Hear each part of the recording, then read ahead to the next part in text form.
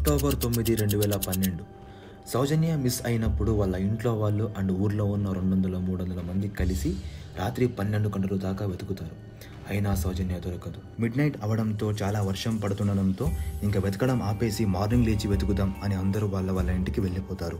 అదే నెక్స్ట్ రోజు అంటే అక్టోబర్ 10, 2012 సౌజన్య బాడీ దొరుకుతుంది. ఆ బాడీ పక్కన తన కాలేజ్ బ్యాగ్ అండ్ బుక్స్ పడుంటాయి. సో వెనకటి రోజు అంత పెద్ద వర్షం పడినా సౌజన్య బ్యాగ్ అండ్ బుక్స్ కొంచెం కూడా తడిసి ఉండవు. దీనికి సంబంధించిన document, there was a rain and the clothes of the victim were not stained with mud and the bag was not wet, even the books are not wet.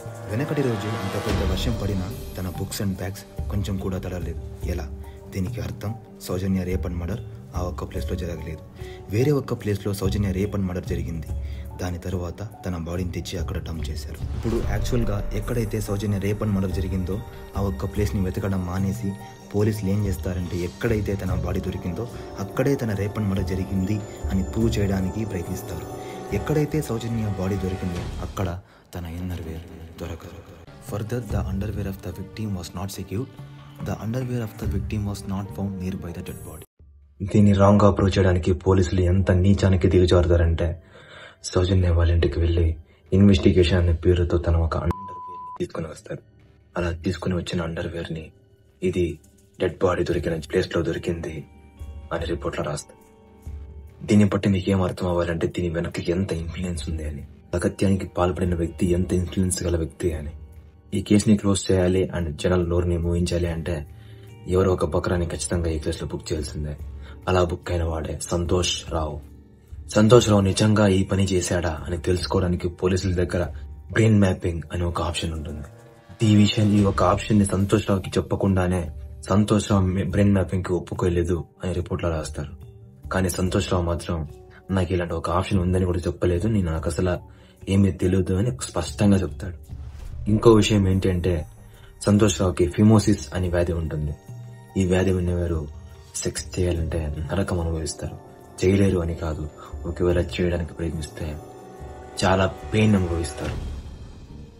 ఈ వ్యాధి గురించి పూర్తిగా తెలియాలంటే ఒక్కసారి గూగుల్లో సెర్చ్ చేసి చూడండి. ఈ వ్యాధి గురించి మీకు అర్థమవుతుంది.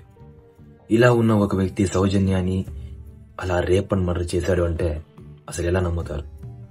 అయినా సరే 6 సంవత్సరాల జైలు శిక్ష తర్వాత సంతోష్ రావు నిరపరాధి అని తెలుస్తుంది.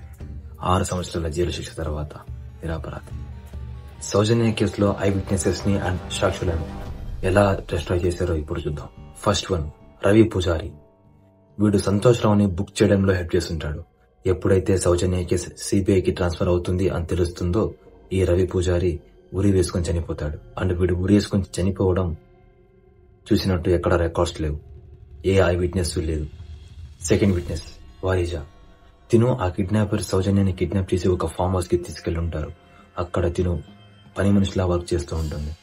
ఆ రోజు నైట్ సౌజన్య ఆ ఫామ్ హౌస్ లో ఉండడం తిను చూసుంటుంది. కానీ తనకు తెలీదు సౌజన్యాన్ని కిడ్నాప్ చేసి తీసుకొచ్చారు అని. ఎప్పుడైతే సౌజన్య గురించి న్యూస్ స్ప్రెడ్ అవుతుందో అప్పుడు తనకు తెలుస్తుంది, ఓ ఆ రోజు నైట్ మా అయ్య గారు తీసుకొచ్చింది తిననే కదా. ఎప్పుడైతే సిబిఐ ఈ కేసుని ఇన్వెస్టిగేషన్ చేయడం స్టార్ట్ చేస్తుందో అప్పుడు అదే ఒక ఫామ్ హౌస్ లో ఉన్న బావిలో శవంలా దొరుకుతుంది. తనే దూకి చనిపోయింది అని చెప్తారు, కానీ ఎవరైనా వెనక నుంచి తోసేశారా అనేది తెలియదు.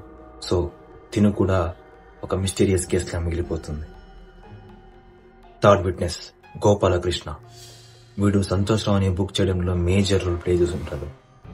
అండ్ వీడు స్లో పాయిజన్ ద్వారా చనిపోయాడు అని డాక్టర్ రిపోర్ట్ ఇచ్చింటాడు. అది ఎలా సాధ్యమో ఎవరికి తెలియదు. అయినా ఒక పర్సన్ స్లో పాయిజన్ ద్వారా ఎలా చనిపోతాడు అండ్ ఆ స్లో పాయిజన్ ఇచ్చింది ఎవరు తెలియాలంటే లాస్ట్ వరకు చూడండి. నాలుగో విట్నెస్ దినేష్ గౌడ. వీడు సౌజన్య కిడ్నాప్ అవడం కల్లారా చూసుంటాడు అండ్ పోలీసులకు కూడా ఇన్ఫార్మ్ చేస్తుంటాడు. అయినా సరే పోలీసులు వీడి మాటని అసలు పట్టించుకోరు.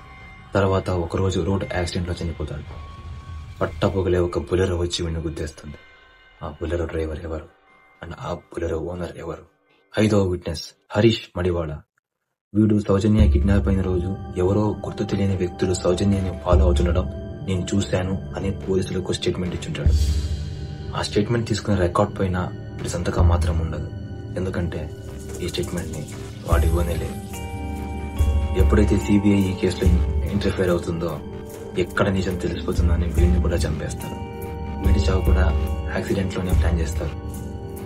అండ్ ఇక్కడ ఇంకో ట్విస్ట్ ఏంటంటే, ఎక్కడైనా యాక్సిడెంట్లో చనిపోతే ఆ రక్త సంబంధికులు లేదా యాక్సిడెంట్కి గురైన వ్యక్తి లేదా తన వైఫ్, వీళ్ళల్లో ఎవరైనా కానీ కేసు ఫైల్ చేయొచ్చు.